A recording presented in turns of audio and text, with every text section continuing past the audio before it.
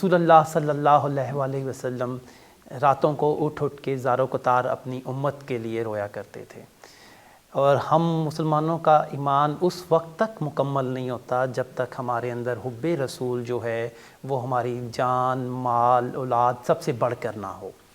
تو رسول سوال ہمارا جو ہم نے اخذ کیا ہے سورہ توبہ سے، وہ یہ ہے کہ ہمارے رسول اللہ صلی اللہ علیہ وسلم نے ہمارے لیے کیا چیز کو پسند فرمایا، اور آپ کی تڑپ کیا تھی امت کے لیے۔ سورہ توبہ کی آیت نمبر 128 اور 129۔ لقد جاءكم رسول من أنفسكم عزيز عليه ما عنتم حريص عليكم بالمؤمنين رؤوف رحيم۔ سورة التوبہ آیت نمبر 29۔ فَإِن تَوَلَّوْا فَقُلْ حَسْبِيَ اللَّهُ لَا إِلَٰهَ إِلَّا هُوَ عَلَيْهِ تَوَكَّلْتُ وَهُوَ رَبُّ الْعَرْشِ الْعَظِيمِ۔ اس کا ترجمہ میں پہلے آپ کے سامنے رکھتی ہوں، اور پھر اس کی روشنی میں پھر ہم آپ کے سوال کا جواب دیتے ہیں۔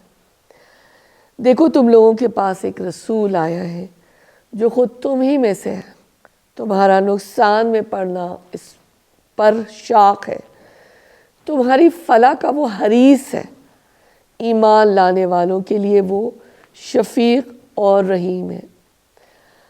اب اگر یہ لوگ تم سے منہ پھیرتے ہیں تو اے نبی صلی اللہ علیہ وآلہ وسلم ان سے کہہ دیجئے کہ میرے لیے اللہ کافی ہے، کوئی معبود نہیں مگر وہ، اسی پر میں نے بھروسہ کیا، اور وہ مالک ہے عرش عظیم کا۔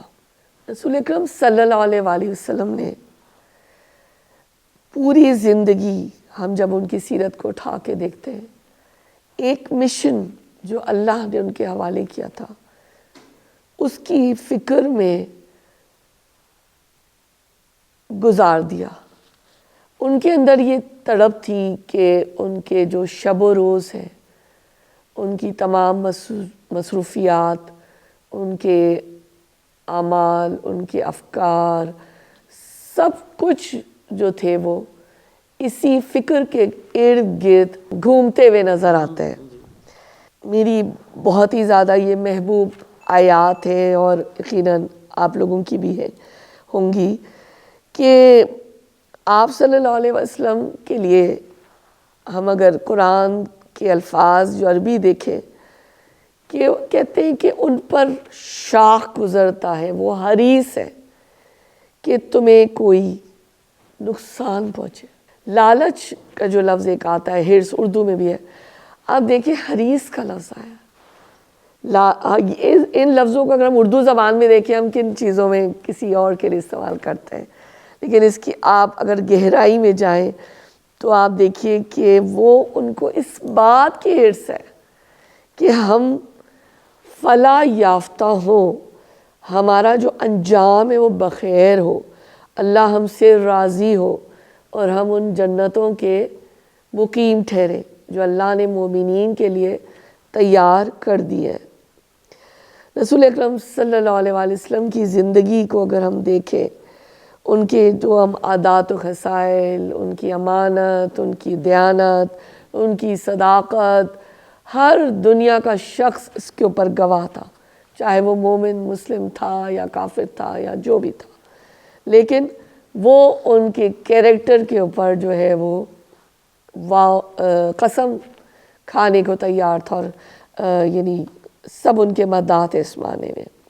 آپ صلی اللہ علیہ وآلہ وسلم کو مومنین کی اس تکلیف کا شدید احساس تھا۔ دیکھیں، ہمیں یہ پتہ ہے نا کہ یہ تو دار الامتحان ہے، یہ دنیا دار القرار اور دار الجزا تو وہ زندگی ہے جو کہ انفینٹی ہے، ایٹرنٹی ہے، اور ہمیشہ رہنے والی ہے۔ یہ تو عارضی ایک دھوکے کا سامان ہے نا جو قرآن کہتا ہے۔ اس لیے آپ کو یہ تکلیف تھی، آپ صلی اللہ علیہ وسلم کو یہ فکر دامن گیر رہتی تھی، آپ کی جان اس فکر میں اٹکی رہتی تھی کہ ہر ممکن طریقے سے امت جو ہے، جو وہ دین لے کر آئیں، جو کہ جس کو انہوں نے آسان سہل بنا کر پیش کیا ہے، اس کو اپنا لیں۔ اور آپ کو یہ فکر تھی، یہ جو امت ہے، اسی لیے تو وہ راتوں کو کھڑے ہو کے ان کے پاؤں جو تھے ورم آ جاتا تھا اور وہ سوج جاتے تھے، اور جب ان سے ازواج مطہرات پوچھتی تھی کہ آپ صلی اللہ علیہ وسلم اتنی عبادت کیوں کرتے ہیں، آپ تو بخشے بخشا ہیں، آپ تو معصوم ہیں، تو ایک تو وہ یہ کہتے تھے کہ ایک تو شکر گزاری کا انہوں نے کہا کہ میں اللہ کا شکر گزار نہ بنوں، دوسرا کہ یہ وہ رو رو کر امت کے لیے دعائیں مانگتے تھے، اور تاکہ یہ لوگ آگ سے اور دوزخ سے بچ جائیں۔ اور ان کے جانے کے بعد یہ ذمہ داری انبیاء کا جو مشن ہے وہ امت کے اوپر آ گئی ہے نا، کہ اس کو وہ آگے پہنچائیں۔ اور یہی ان کی ایک رسول اکرم صلی اللہ علیہ وسلم کی ہمارے لیے، میرے لیے، آپ کے لیے، ہم سب کے لیے، جو لوگ یہاں موجود ہیں، فیل کریں، اس کو محسوس کریں کہ وہ میرے لیے انہوں نے اتنی مشکل کاٹی، میرے لیے اتنا وہ تڑپے، اور ساری انہوں نے آخری سانس تک جو انہوں نے باتیں کی، جو انہوں نے اپنی وصیتیں جو وہ کر رہے تھے، اس کے اندر ان کو فکر تھی کہ یہ امت جو ہے نا اس آگ سے بچ جائے۔ آپ دیکھیے کہ اللہ تعالیٰ کو بھی پیار آ جاتا ہے اپنے حبیب کے اوپر، اللہ کو بھی محبت آ جاتی ہے، اور ایک جگہ مقام پر اللہ تعالیٰ کہتے ہیں کہ لعلک باخع نفسک، کیا شاید کہ تم ہلاک کر دو گے اپنی جان کو اس فکر میں کہ یہ امت، یہ لوگ ایمان لائیں گے یا نہیں۔ اللہ تعالیٰ بھی کہتے ہیں کہ ہلاک، اور اس کا اگر ہم روٹ ورڈ میں دیکھتے ہیں، ڈائیو کرتے ہیں اس کے روٹ ورڈ میں عربک کے لحاظ سے، تو اس کا مطلب آتا ہے ذبح کرنے کے معنوں میں، یعنی کہ حبیب کے اوپر اللہ کو اتنا پیار آتا ہے، اور اللہ کہتے ہیں کیا تم ان لوگوں کے لیے ہلاک کر دو۔ آپ دیکھیں واقعہ طائف میں کیا ہوا، کیا ہوا، مکے والوں نے جب ریجیکٹ کیا، انہوں نے کہا چلو ادھر چلتا ہوں، شاید ادھر سے کچھ لوگ ایمان لے آئے۔ تو یہ آپ کی حد درجے کی شفقت، خیر خواہی، دل سوزی، اور یہ سارا کچھ تھا۔ اللہ تعالیٰ پھر یہ کہہ رہے ہیں، دیکھو جو دوسری آیت تھی کہ اگر یہ لوگ منہ پھیر رہے ہیں تو یقیناً آپ کے لیے اللہ کی مدد آئے گی، وہ کافی ہے، وہ عرش عظیم کا مالک بھی ہے۔ تو آپ جو ہے نا اس معاملے کو، جیسے اللہ تعالیٰ تسلی سی دے رہے ہیں نا اس معاملے میں۔ اور ڈاکٹر اسرار احمد یہ کہتے ہیں کہ آپ صلی اللہ علیہ وسلم تمہیں دنیا اور آخرت دونوں کی ہلاکتوں اور مصیبتوں سے محفوظ کرنا چاہتے ہیں، اور دونوں کی سعادتوں سے بہرہ مند دیکھنا چاہتے ہیں، یعنی ربنا آتنا فی الدنیا حسنۃ وفی الآخرۃ حسنۃ وقنا عذاب، حدیث ہے وہ۔ اس میں کیا بتاؤں آپ کو، یہ میرے دل کے بڑی قریب ہے یہ آیات۔ ہم اللہ تعالیٰ کے عرش کی عظمت اور اس کی کیفیت کو سمجھ نہیں سکتے، نہ اس تک پہنچ سکتے ہیں، یہ ہمارے تصور سے یہ چیزیں بالا تر ہیں۔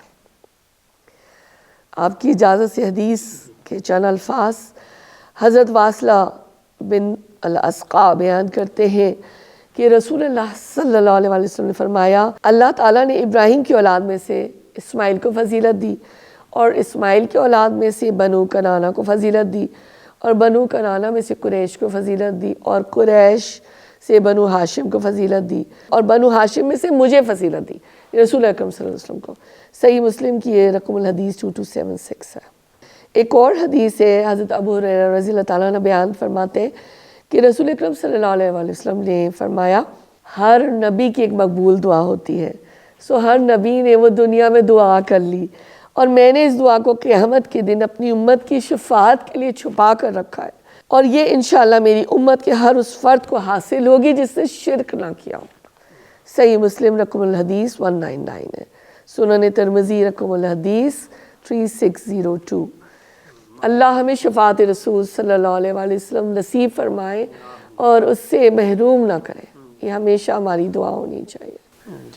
تو نبی پاک صلی اللہ علیہ وسلم کی تڑپ یہ تھی کہ جو امت ہے وہ اللہ کی راہ کے پہ چلے اور اس راستے کو نہ چھوڑے جو قرآن میں بیان کیا گیا ہے۔ جی، ان آیات کے صرف ترجمے پہ بھی آپ غور کریں، اور تفسیر کی سے وضاحت ہوئی ہے، اور آپ مزید اپنا بھی مطالعہ خود کریں. میں یہ آپ کو اپنی طرف سے بہت اچھا ایک مشورہ، نصیحت، پتہ نہیں میں کہہ سکتی ہوں، نصیحت بھی کر سکتی ہوں شاید اس عمر کے اس سٹیج کے اوپر، لیکن میں آپ کو یہ کہوں گی کہ جب ہم خود سے پڑھتے اور تو ہم اس چیز کو محسوس کر سکتے ہیں. اس آیت میں آپ دیکھیں کہ پوری زندگی رسول اکرم صلی اللہ علیہ وسلم نے اپنے آپ کو اس مشن میں گلا دیا اور ہمیں فلاح و خروی کا راستہ دکھا دیا. آپ رحمت للعالمین ہیں، آپ محسن انسانیت ہیں، آپ افضل الانبیاء تو ہیں. میرا یہ سوال ہے جو میں آخری یہ بات کہوں گی، کیا میں اپنے آپ سے یہ سوال کروں گی اور ہم سب اپنے اپنے گریبانوں میں جھانک کر اپنے آپ سے سوال کریں کہ کیا ہم نبی صلی اللہ علیہ وسلم کی اس دین کو پہنچانے کی اور دین کو عمل میں لانے کی تڑپ کو محسوس کرتے ہیں یا نہیں؟ جواب ہاں میں ہونا چاہیے یا نہیں میں. یہ میں سوال میرا ہے، سوالیہ ایک نشان ہے جس میں میں اپنی بات کو مکمل کرنا چاہوں گی اس سوال کے جواب کے ذریعے میں. سوالات کے سلسلے کو ہم آگے بڑھاتے ہیں. ڈاکٹر نوشابہ حسن مراد صاحبہ، آج کا نوجوان نہ صرف پاکستان سے باہر بلکہ دنیا پوری میں ٹریول کرتا ہے، مختلف القابات، نظریات کا وہ شکار بھی رہتا ہے.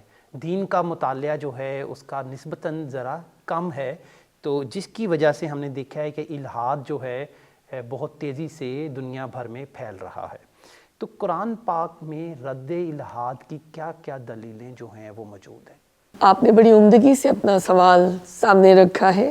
قرآن بھرا پڑا ہے اور قرآن نے کھول کھول کر اس کی وضاحت کی ہے کہ اللہ تعالیٰ ایک ہے اور کس طرح شرک سے دور رہا جا سکتا ہے. قرآن نے توحید کے دلائل بہت کھول کر بیان کیے ہیں. میں ابھی آف دا اسکرین بھی کسی سے بات کر رہی تھی کہ کس طرح سے ہم مضمون کو الگ کرتے ہیں بنیادی عقائد کے ذریعے سے. تو جہاں پہ توحید کی بات آتی ہے پورے پیراگراف، پورا رکوع اس کی جو ہے نا وضاحت کر رہا ہوتا ہے. آپ دیکھیے کہ آپ کے سوال کا جواب ابھی ہم اپنی سورہ یونس سے نکالتے ہیں، آیت نمبر 4. سوال نمبر 7، ریفرنس آیت نمبر 4. الیہ مرجعکم جمیعا وعد اللہ حقا انہ یبدأ الخلق ثم یعیدہ لیجزی الذین آمنوا وعملوا الصالحات بالقسط والذین کفروا لهم شراب من حمیم وعذاب علیم بما كانوا یکفرون. اسی کی طرف تم سب کو پلٹ کر جانا ہے، یہ اللہ کا پکا وعدہ ہے. بے شک پیدائش کی ابتدا وہی کرتا ہے، پھر وہی دوبارہ پیدا کرے گا تاکہ جو لوگ ایمان لائے اور جنہوں نے نیک اعمال کیے ان کو پورے انصاف کے ساتھ جزا دے، اور جنہوں نے کفر کا طریقہ اختیار کیا وہ کھولتا ہوا پانی پئیں گے اور دردناک سزا بھگتیں گے اس انکار حق کی پاداش میں جو وہ کرتے رہے ہیں. ان آیات کے اندر بنیادی 2 عقائد، توحید جس کی ہم نے بات کی کہ جس نے ہمیں پیدا کیا، جب اس نے ہمیں پیدا کیا تو کیا وہ دوبارہ پیدا نہیں کر سکتا؟ کیا وہ اس عمل کا اعادہ نہیں کر سکتا؟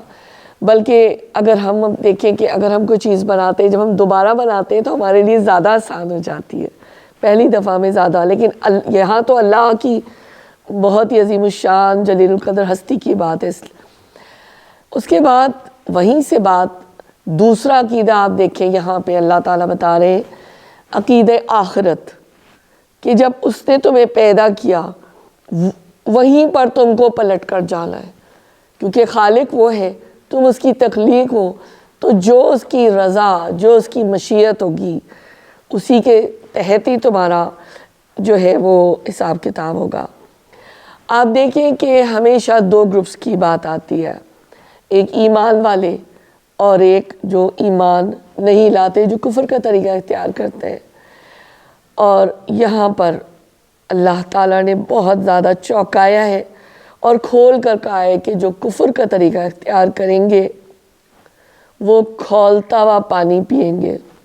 اللہ تعالیٰ نے ہمارا پرچہ آؤٹ کر دیا ہے، ایگزامینیشن پیپر آؤٹ ہو چکا ہے قرآن کریم کے ذریعے سے. یہ اللہ کا بہت بڑا احسان ہے کہ ہم اس میں سے اپنے لیے رہنمائی لیں. ہم تو اللہ کو یہ بھی نہیں کہہ سکتے کہ ہمیں تو پتہ ہی نہیں تھا ایگزام میں کیا آنا ہے، ساری تو تھیوری آ گئی ہے. اب پریکٹیکل کے لیے اللہ ہمیں نصیب کرے. تو جناب خالق اللہ، واحد اللہ، توحید اور ہر الہ کی نفی ہو جاتی ہے جب ہم کلمہ پڑھتے ہیں. پہلا کلمہ لا الہ الا اللہ، نہیں ہے کوئی معبود، ہر الہ کی نفی ہو جاتی ہے جس کے اندر ہمارا نفس، ہماری جان، ہمارا مال، ہمارا رسم و رواج، رشتہ دار، سارا کچھ، ہر چیز اس ضابطے کے اندر آ جاتا ہے جو کہ اللہ کی رضا کے مطابق ہو. دوم، جیسے کہ ہم نے آیت میں دیکھا کہ پلٹ کر تو وہیں جانا ہے. اللہ تعالیٰ کہہ رہے ہیں نا، جاؤ گے کہاں بچ کر، اللہ نے تو پیدا کیا تو جانا کدھر ہے. روز آخرت یہی جو فکرہ ہے، یہ دعویٰ بھی ہے اللہ کا اور دلیل بھی ہے، اور یہ اس کا مجموعہ ہے کہ اللہ نے جب ایک دفعہ پیدا کیا، اللہ دوبارہ پیدا کرنے پر پوری طرح قادر ہے، اور یہ اللہ کے لیے کوئی بھی مشکل کام نہیں. جس نے پوری کائنات بنائی، جس نے جاندار بنائے، بے جان بنائے، ہر شخص، ہر چیز، ہر بے جان، جتنی چیزیں، یہ پہاڑ جن کا میں نے ذکر کیا، یہ sea words, lands and everything, all layers of the earth, جتنا کچھ سائنس کہتی ہے، تو وہ ساری چیزیں اللہ کی تسبیح آپ سے آپ کر رہی ہیں. اور ہم دعا کرتے ہیں کہ اللہ ہمیں دردناک سزاؤں سے اور تکلیفوں سے بالکل محفوظ کر دے. ہم لائق تو کچھ نہیں ہے، نہ ہمارے پاس عمل ہے، لیکن ہم دعا کر سکتے ہیں اور توبہ کر سکتے ہیں. تو بس یہی بات ہے. ایک اس میں بے شمار آیات قرآن میں نا جو ریفرنس کرتی ہے توحید کی. ابھی میں آپ کے سامنے صرف ایک رکھ دیتی ہوں. سورہ یونس کی آیت نمبر ہے یہ 34، یہ ریفرنسز بتا دیتی ہوں. سورہ قاف کی ہے آیت نمبر 33. ایک ترجمہ پڑھ دیتی ہوں کہ اللہ تعالیٰ نے بہت بڑے بڑے پہاڑ اور آسمان اور زمین پیدا کیے، تو وہ مردہ انسانوں کو دوبارہ پیدا کرنے پر کیوں قادر نہیں ہے. بالکل درست. حدیث کے ذریعے سے دیکھ لیتے ہیں کہ حضرت جابر رضی اللہ تعالیٰ عنہ بیان کرتے ہیں کہ میں نے رسول اللہ صلی اللہ علیہ وسلم کو یہ فرماتے ہوئے سنا کہ تم میں سے کسی شخص کو اس کا عمل جنت میں داخل نہیں کرے گا اور نہ دوزخ سے پناہ میں رکھے گا، اور نہ مجھ کو، رسول اکرم صلی اللہ علیہ وسلم فرما رہے ہیں، اور نہ مجھ کو یعنی پناہ میں رکھے گا سوائے اس کے کہ اللہ رحم فرمائے. ایک روایت میں کہ سوائے اس کے کہ اللہ فضل فرمائے. صحیح مسلم رقم الحدیث 2818 نمبر حدیث ہے. بہت سوچنے کی بات ہے، اور میرا بھی دل کانپ جاتا ہے جب میں یہ حدیث پڑھتی ہوں کہ رسول اکرم صلی اللہ علیہ وسلم نے یہ فرمایا، اور الفاظ کے فرق کے ساتھ دیگر حدیث آتی ہے کہ میں بھی جو ہوں اللہ کی رحمت سے جو ہے داخل کیا جاؤں گا. تو ہم تو پاؤں کی خاک بھی نہیں ہے نا رسول اللہ صلی اللہ علیہ وسلم کی. ویسے بھی اگر ہم دیکھیں تو کسی عمارت کو دیکھیں تو ہمارے ذہن میں فوراً خیال آتا ہے کہ اس کا کوئی بنانے والا بھی ہے. جب ہم کسی ٹیبل یا میز کو دیکھیں تو ہمیں کسی کارپینٹر کا خیال آتا ہے. تو جب ہم اتنی بڑی کائنات دیکھتے ہیں تو یقینی طور پہ اس کے بنانے والا بھی کوئی نہ کوئی ہے، اور وہ یقیناً اللہ ہے. تو دلیل تو موجود ہے ہر جگہ، اور قرآن سے تو یہ چیزیں مزید وضاحت ان کی ہو جاتی ہے. بس اب ایک بس یہ سوچنے کے لیے سوالیہ نشان ہو گیا کہ اللہ ہمارے خالق ہیں، انسان کے بھی خالق ہیں، اور ہم ان کی مخلوق ہیں. تو اب ہمیں یہ دیکھنا ہے کہ ہمیں کیسے عمل کرنے ہیں. ہمیں اپنا راستہ چننا ہے کہ ہمیں اچھا راستہ جو جنت کی طرف لے جائے گا، اللہ کی رضا کی طرف لے جائے گا، یا کوئی برا راستہ، کوئی ایسا راستہ لاپرواہی کا راستہ، تساہل اور سستی کا، اور جو کہ جو ہے وہ خدا نخواستہ جو ادھر کھولتے ہوئے پانی کا ذکر آیا ہے اور جو مثالیں قرآن میں ہمیں جا بجا نظر آتی ہے ہم تصور ہی نہیں کر سکتے. ایک جگہ قرآن میں آتا ہے کہ وہ ایسا پانی ہوگا کھولتا ہوا پانی جو کہ تمہاری آنتوں تک کو گلا دے گا, جو تمہاری یہ لارج انٹسٹین اور اسمال انٹسٹین یہ جو آنتیں ہوتی ہیں نا اس تک کو گلا دے گا. میرے لیے یہ کہتے ہوئے بھی مجھے بہت تکلیف ہو رہی ہے کہ اللہ تعالیٰ میرے گناہوں کو میری غلطیوں کو معاف کر دے اور آسانی اللہ تعالیٰ ہمیں دے. تو انشاءاللہ اللہ تعالیٰ غفور الرحیم میں ہمیں معاف فرمائیں گے اور ہمیں بچا کے رکھیں گے. سوالات کا سلسلہ دراز کرتے ہیں اور ڈاکٹر نوشابہ حسن مراد صاحبہ سے جاننے کی کوشش کرتے ہیں کہ کیا منکرین حق کا معجزہ یا شر طلب کرنا صحیح طرز عمل ہے؟ جی بسم اللہ الرحمن الرحیم. پہلے میں سورہ یونس کی آیت آپ کے سامنے, آیت نمبر 11 اس کی جو ہے وہ ترجمہ آپ کے سامنے رکھتی ہوں اور پھر ہم اس پہ دیکھتے ہیں کہ کیا اس کا جواب بنتا ہے. سوال نمبر 8 ریفرنس آیت نمبر 11. وَلَوْ يُعَجِّلُ اللَّهُ لِلنَّاسِ الشَّرَّ اسْتِعْجَالَهُم بِالْخَيْرِ لَقُضِيَ إِلَيْهِمْ أَجَلُهُمْ فَنَذَرُ الَّذِينَ لَا يَرْجُونَ لِقَاءَنَا فِي طُغْيَانِهِمْ يَعْمَهُونَ. سورہ یونس کی آیت نمبر 11 اس کا ترجمہ آپ کے سامنے میں رکھتی ہوں. اگر کہیں اللہ لوگوں کے ساتھ برا معاملہ کرنے میں اتنی ہی جلدی کرتا جتنی وہ دنیا کی بھلائی مانگنے میں جلدی کرتے تو ان کی مہلت عمل کبھی کی ختم کر دی گئی ہوتی. مگر ہمارا یہ طریقہ نہیں ہے, یہ اللہ فرما رہے ہیں. اس لیے ہم ان لوگوں کو جو ہم سے ملنے کی توقع نہیں رکھتے ان کی سرکشی میں بھٹکنے کے لیے چھوٹ دے دیتے ہیں, یعنی ان کو ڈھیل دے دیتے ہیں. اس میں دو باتیں اصل میں. ایک تو یہ کہ نبی صلی اللہ علیہ وسلم ظاہر بشیرن اور نذیر دونوں ہی ہے نا, تو وہ ڈرایا بھی, انہوں نے خوشخبریاں بھی دیں. تو جب وہ یہ کہتے تھے کہ دیکھو اگر یا جو بھی انبیاء تھے وہ بھی یہ بتاتے تھے کہ جب تم حق سے انکار کرو گے تو عذاب آ سکتا ہے, ٹھیک ہے نا, تکلیف ہوگی. اور اگر عذاب الہی آ رہا ہے یہاں پر, اور اگر اور فیوچر فورکاسٹ دیکھیں تو اس لائف آفٹر ڈیتھ کے بعد بھی تو دو ہی رزلٹ نکلنے ہیں نا, یا A+ آنا ہے یا D یا کچھ اور آنا ہے, یہی بات ہے. تو ایک تو یہ بات ہے. اور دوسری بات یہ ہے کہ قرآن میں جا بجا ہمیں یہ نظر آتا ہے کہ جو منکرین ہوتے ہیں اور ایک حد تک منافقین بھی کہیں کہ وہ یہ کہتے ہیں کہ بھائی تم جس عذاب کی ہم کو پیش گوئیاں کرتے رہتے ہو نا وہ دکھاؤ, کیوں نہیں آتا, لے کر آؤ. اتنے وہ بے باک ہوتے ہیں اور اتنے نڈر ہوتے ہیں نا اللہ تعالیٰ کی ذات کے بارے میں, اور اس میں تم دیر کیوں لگ رہی ہے, تم کہتے ہو لے آؤ لے آؤ لے آؤ. اس طرح سے قرآن میں یہ بڑا اسلوب نظر آتا ہے. تو مجھے اللہ پہ بھی اتنا, اللہ کی رحمت پہ بھی اتنا زیادہ مجھے اچھی لگی یہ بات یہاں پر, اور کہ اللہ کہتے ہیں کہ اگر یہ اس طرح سے جیسے ہم بھلائی ہر ایک کو دیتے ہیں نا, آپ دیکھیں اللہ کافر کو بھی رزق دیتا ہے.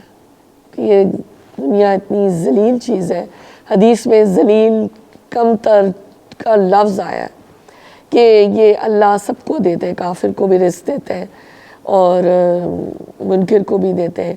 لیکن جو برائی ہے نا, جو یہ عذاب یہ جو مانگتے تھے, یہ اللہ کہتے ہیں کہ اگر ہم ایسے کرنے لگتے پھر تو سب کچھ ہی یعنی تل پٹ ہو. یہ اللہ کی رحمت ہی ہے نا کہ اللہ یہ نہیں کرتے. وہ چیلنجنگ ہوتی ہے ان کی کہ کیوں نہیں ہو رہا معجزہ, کیوں نہیں عذاب آ رہا, کیوں نہیں تمہارے یہ ادھر سے آسمان سے اس طرح کی چیز. تو اللہ تعالیٰ یہی اس بات کو اللہ جواب دے رہے ہیں کہ ایسا نہیں ہے. اللہ تعالیٰ ڈھیل دے کے رکھتے ہیں, سرکشی چلتی رہتی ہے, ڈٹائیاں چلتی رہتی ہیں. اللہ تعالیٰ تنبیہات بھیجتے ہیں. دیکھیں ارتھکویکس آتے ہیں, طوفان آتے ہیں, ابھی بھی بیماریاں. اگر ہم دیکھیں اندر کی آنکھ کھولنے کی ضرورت, بصیرت چاہیے. بصارت تو ہے, اللہ بصیرت عطا کر دے کہ ہم بیہائنڈ دا سین ہمارے ریڈیولوجیکل ویوز ہوں کہ وی کین سی بیہائنڈ کہ اللہ اس کے پیچھے خدا ناخواستہ ایسا تو نہیں ہے, تو ہم جو ہے اللہ سے توبہ طلب کر سکتے ہو. تو اللہ تعالیٰ پھر تنبیہات بھیجتے ہیں. رسی دراز کرتے رہتے ہیں. یہ ہے خدا کا طریقہ. حدیث کے حوالے سے دیکھ لیتے ہیں. حضرت جابر رضی اللہ تعالیٰ عنہ بیان کرتے ہیں کہ ہم رسول اللہ صلی اللہ علیہ وآلہ وسلم کے ساتھ بوات کی جنگ میں گئے. مجدی بن عمرو جہنی کو ڈھونڈ رہے تھے. ایک اونٹ پر ہم 5, 6 اور 7 آدمی باری باری بیٹھتے تھے. ایک انصاری اونٹ پر بیٹھنے لگا تو اس نے اونٹ کو بٹھایا, پھر اس پر سوار ہوا, پھر اس کو چلانے لگا. اونٹ نے اس کے ساتھ کچھ سرکشی کی. اس نے اونٹ کو کہا, شاء اللہ اللہ تجھ پر لعنت کرے. رسول اللہ صلی اللہ علیہ وآلہ وسلم نے پوچھا, اونٹ پر لعنت کرنے والا کون شخص ہے؟ اس نے کہا, یا رسول اللہ صلی اللہ علیہ وسلم یہ میں ہی ہوں. آپ نے فرمایا, اس اونٹ سے اتر جاؤ, ہمارے ساتھ کسی ملعون جانور کو نہ رکھو, اپنے آپ کو بد دعا نہ دو, اپنی اولاد کو بد دعا نہ دو, اور نہ اپنے اموال کو بد دعا لو. ایسا نہ ہو کہ یہ وہ ساعت ہو جس میں اللہ سے کسی عطا کا سوال کیا جائے تو وہ دعا قبول ہو جائے. یہ صحیح مسلم کی 3009 نمبر حدیث. ان آیات سے ہمیں کیا حاصل ہوا, کیا ہم کو فہم ملا, کیا ہمارے لیے تذکیر ہوئی, کیا ہم نے اپنے لیے سمجھا؟ تو بات یہ ہے کہ اللہ تعالیٰ کو فرمائشی معجزے پسند نہیں ہے. اللہ کو یہ نہیں پسند, یہ اللہ کی شان کے خلاف ہے کہ اللہ کو کوئی چیلنج کرے. اللہ تعالیٰ کی جو مشیت ہوتی ہے, اللہ اپنے فیصلے اسی لحاظ سے کرتے ہیں. ہمارا صرف یہ کام ہے کہ ہم اپنے لیے خیر طلب کریں اور اللہ سے کہیں کہ اللہ آپ ہمیں بہتر سے بہتر عطا فرمائیے. ایک طبقہ فکر کا یہ نظریہ ہے کہ یہ کائنات خود بخود مارز وجود میں آئی. اس بارے میں قرآن مجید کے کیا کہتا ہے؟ سوال نمبر 9 یا پھر آیت نمبر 31. قل من يرزقكم من السماء والأرض أم من يملك السمع والأبصار ومن يخرج الحي من الميت ويخرج الميت من الحي ومن يدبر الأمر فسيقولون الله فقل أفلا تتقون. ان سے پوچھو کون تم کو آسمان اور زمین سے رزق دیتا ہے؟ نمبر 1. نمبر 2, یہ سماعت اور بینائی کی قوتیں کس کے اختیار میں؟ نمبر 3, کون بے جان میں سے جاندار کو اور جاندار میں سے بے جان کو نکالتا ہے؟ 4, کون اس نظم عالم کی تدبیر کر رہا ہے؟ وہ ضرور کہیں گے کہ اللہ کہو, پھر تم حقیقت کے خلاف چلنے سے پرہیز نہیں کرتے. اچھا, یہ قرآن کا اسلوب ہے کہ وہ چوکانے کے انداز میں بات کرتے ہیں, سوالیہ نشان میں بات کرتے ہیں. اللہ اس طرح سے کرتے ہیں تاکہ ہم سوچنے سمجھنے والے لوگ بنیں.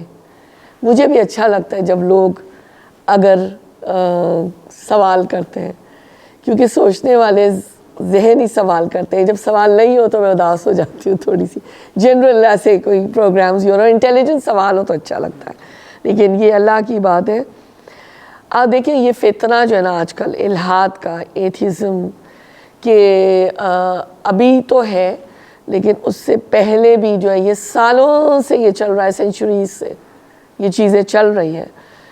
لوگوں نے اپنی سائنٹیفک تھیوریز بنائی ہیں, بگ بینگ بنائی ہے, فلیٹ ارتھ ہے, کتنی ساری ڈفرینٹ اور چیزیں بنائی ہیں. پھر سائنٹسٹ ہم دیکھتے ہیں کہ انہوں نے تجربے کیے, وہ بوٹلز میں لے کر کچھ رکھا اور پھر دیکھا اس میں سے لائف نکلتی ہے نہیں نکلتی ہے, اور اس کو پروو کیا. ڈارونزم کو دیکھ لیں آپ, ڈارونزم کا سارا کچھ آیا اور وہ پورے ہم چارٹس ہم نے اپنے بچپن سے بھی دیکھے ہوں گے کہ ایسے ایسے ایسے ایسے والے اے پہ اور پھر وہ انسان بن گیا. All the theories were negated by Muslim scientists and also it is negated by Quran. قرآن کے اندر جو ہے وہ سائنس کے بھی سارے پروفس موجود ہیں نا. تو یہ ہائپوتھیسز ہے, یہ قیاسات ہے, قیاس ہے, یعنی یہ لوگوں نے اپنے چیزیں بنائی ہیں اور وہ اسی میں مطمئن ہے اور اسی سرکل میں وہ گھوم رہے ہیں. میں تو اس کو اس طرح سے کہوں گی کہ آپ یہ دیکھیے کہ خالق ہوا رب, ٹھیک ہے, الوہیت, رب ہے اللہ, ربوبیت. رب کون ہوتا ہے؟ رب وہ ہوتا ہے جو کہ پرورش کرتا ہے اور پھر نگہبانی کرتا ہے اور پھر اس جاندار کی پوری مینٹیننس کرتا ہے انٹل کہ اس کی آخری سانس ہو. سب کچھ پرووائڈ کرتا ہے اس کو, صرف غذا نہیں لیکن سب کچھ دے گا اس کو جو چاہیے. تو اس سے کیا کہ بھائی لاجک کیا سمجھ میں آتی ہے کہ پھر ظاہر ہے کہ فرض کریں چلیں کوئی گھر ہے, ایک گھر کا کوئی نگران ہے, وہ سب کچھ جو ہے پرووائڈ کر رہا ہے, سب کر رہا ہے, تو آپ مجھے یہ بتائیے کہ آپ کنٹرول کس کے ہاتھ میں دیں گے؟ who is a provider. اختیار و اقتدار, کوئی تو ایک لیڈر ہونا چاہیے, لیڈر آف دا ہاؤس ہونا چاہیے نا. تو this is leader of the, this is leader, he is Lord of the universe, he is Lord of the universe, which we know and which we don't know. The words we know and the words we don't know. تو the thing is کہ اس عقیدے کو بنیاد بنا کر جو خالق بھی ہوا, جو رب بھی ہے, جو مالک بھی ہے, رب المطلق ہے, اس کے علاوہ تو پھر ڈرنا بھی تو اسی سے چاہیے, اسی کی ماننی چاہیے, عبادت بھی اس کی. آپ کو بدھزم جا کے ہانگ کانگ میں جا کے بدھا بھی میں دیکھ کر آ گئی ہوں, جا کے دیکھ لیا, چلے تھے دیکھ لیا, لیکن یہ کہ کیا وہ کچھ کھلا سکتا ہے؟ حضرت ابراہیم علیہ السلام نے جب بت توڑے تھے, جب سارے لوگ میلے میں گئے ہوئے تھے, تو انہوں نے ساروں کو جب توڑ دیا تو انہوں نے کیا کیا تھا؟ جب واپس آئے لوگ تو انہوں نے کہا کہ تم نے جو یہ کیا ہے تو یہ کیا؟ تو آپ نے کہا کہ یہ جو بڑا والا تھا آپ نے اس کی تو اشارہ کر کے کہا اس سے پوچھو نا, could he speak, he or she could speak, اس کی کوئی طاقت قوت گویائی تھی نہیں. توحید پھر الوہیت, توحید پھر ربوبیت, اس بنیاد پر یہ شرک کی تردید ہے, کائنات کی تردید ہے. تو بس اتنی ہی سی بات ہے. اس کے بعد ہم دیکھ لیتے ہیں, حدیث کے ذریعے سے بھی دیکھ لیتے ہیں. جی, تو بنیادی عقیدہ یہ ہو گیا کہ توحید سے ہی جب بات سٹارٹ ہو رہی ہے نا, ہم کلمہ پڑھا ہے, تو شرک کا بھی ابطال ہو گیا اور باقی ساری چیزیں سائنٹیفک اور قرآن اور دوسری سائنسز سے ہم اس کو جتنی محنت کریں گے اتنی آسانی سے سمجھ لیں گے. whether it's going in your head or not, پھر اللہ بھی توفیق دیتے.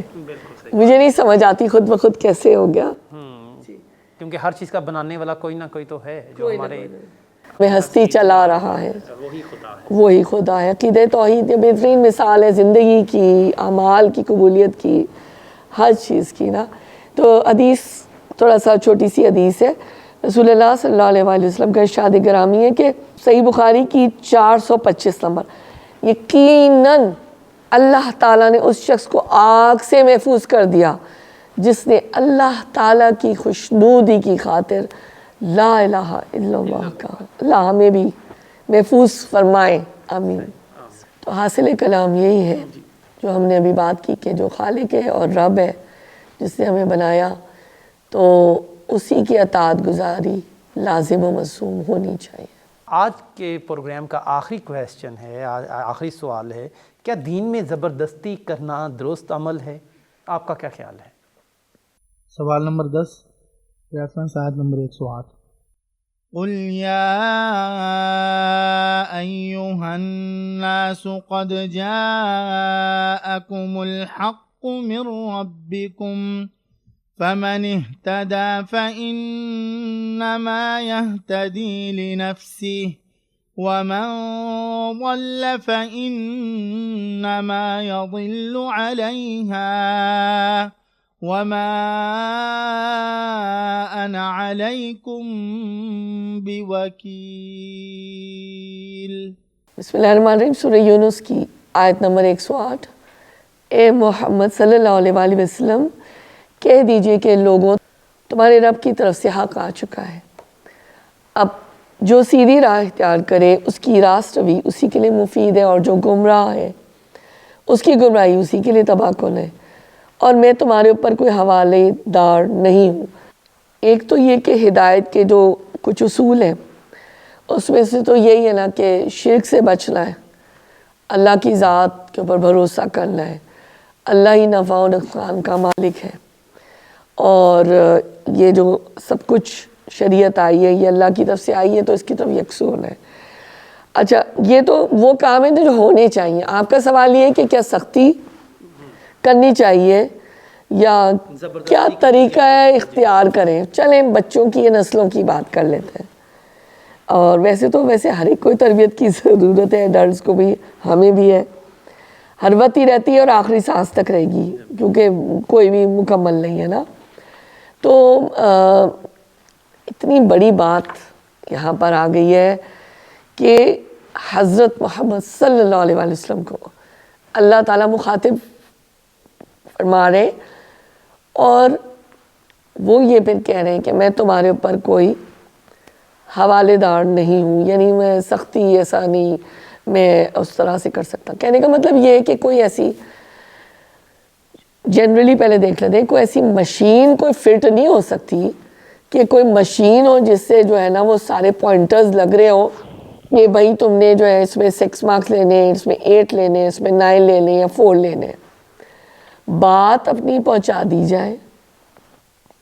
تبلیغ کی حکمتیں یہ ہوتی ہیں کہ نرمی، محبت اور دلائل کے ساتھ نا بات پہنچائی جائے، لیکن جہاں پر محبت کی کمی ہوگی اور صرف سختی ہی سختی ہوگی تو وہ تو پھر فائدہ نہیں ہوگا۔ آپ دیکھیے، ہم اگر چلیں دنیا کی بھی مثال لے لیتے ہیں، اگر آپ کے گھر میں کوئی اس طرح سے کوئی ملازم ہے، ملازمہ ہے، اگر ہر وقت ہی اس کے ساتھ سختی کریں گے تو وہ بد دل ہو جاتا ہے، انسان بد دل ہو جاتا ہے۔ لیکن وہی کام اگر آپ نرمی سے یا نارمل ٹون میں آرام سے کہہ دیں گے تو وہ ہو جاتا ہے، جلدی ہو جاتا ہے اور اچھا ہو جاتا ہے۔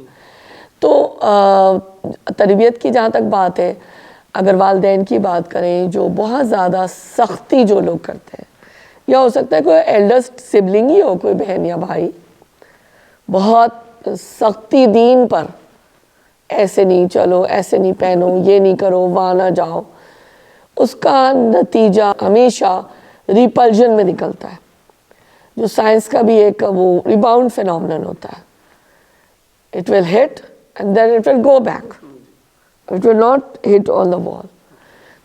تو دین کی بھی یہ حکمت ہے، حکمت دین بھی یہی ہے کہ اپنے اندر دانائی تو تمہارے اندر ہونی چاہیے، لیکن جو ہے نا اس کے ساتھ اس میں آپ ہر وقت ڈنڈا نہیں پکڑ سکتے کہ آپ ڈنڈے سے نمازیں پڑھا رہے ہیں، ڈنڈے سے آپ وہ کر رہے ہیں، اور تھر تھر معلوم کانپ رہے ہیں لوگ والدین سے، خاص طور سے مرد زیادہ بدنام ہوتے ہیں، ابا جی جو ہوتے ہیں، تو اگر ایسے ہیں تو میں یہی گزارش کرنا چاہوں گی کہ جو لوگ دین پہ بھی عمل کر رہے ہیں، جو پریکٹسنگ مسلمز بھی ہیں، دین پہ عمل کرنے میں لاٹھی نہ پکڑے ہاتھ میں۔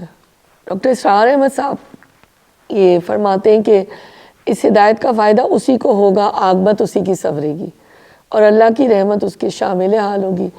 مجھے تمہارے اوپر کوئی داروغہ مقرر نہیں کیا گیا، میں تمہارے بارے میں مسئول نہیں ہوں، اللہ کے ہاں تمہارے بارے میں مجھ سے باز پرس نہیں ہوگی کہ یہ ایمان کیوں نہیں لائے تھے، اور آپ سے نہیں پوچھا جائے گا جہنمیوں کے بارے میں۔ ایک حدیث ہم پڑھ لیتے ہیں۔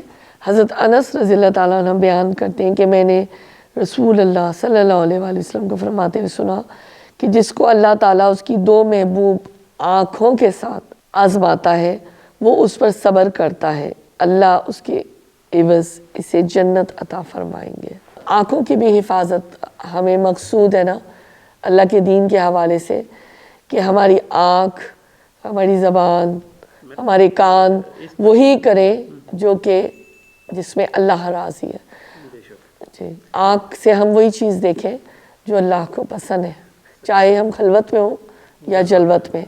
تو حاصل یہ ہوا کہ زبردستی دین میں اس طرح سے کرنا نہیں چاہیے، اور دعائیں جاری رکھنی چاہیے، کوششیں جاری رکھنی چاہیے۔ لیکن ہدایت اور ایمان تو اللہ تعالیٰ کے اختیار میں ہے۔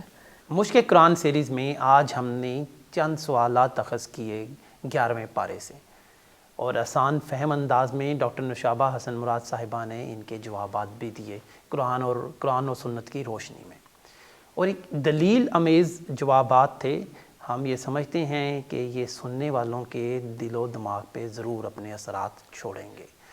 نیکسٹ پروگرام میں حاضر خدمت ہوتے ہیں پارہ نمبر 12 کے ساتھ، اور چند سوالات اس میں سے اخذ کیے جائیں گے، اور قرآن و سنت کی روشنی کے اندر دلیل کو مد نظر رکھتے ہوئے جوابات بھی قرآن و سنت سے ہی دیے جائیں گے۔ جب تک کے لیے اپنے ہوسٹ احمد سہیل نصر اللہ اور ہماری عالمہ ڈاکٹر نوشابہ حسن صاحبہ کو اجازت دیجیے۔ اللہ حافظ۔